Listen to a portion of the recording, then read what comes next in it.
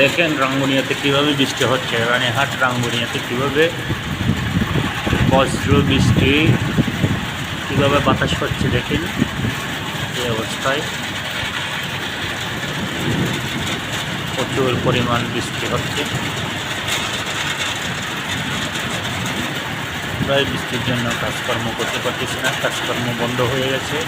প্রচুর বৃষ্টি হচ্ছে, এই বাতাস হচ্ছে প্রচুর। দেখেন কী অবস্থা, হঠাৎ করে এই বৃষ্টি আসছে, কি বাতাস হচ্ছে, কী পরিমাণ অবস্থা। এভাবে বৃষ্টি হলে কাজ করতে পারবো কিনা জানি না, প্রচুর বৃষ্টি হচ্ছে।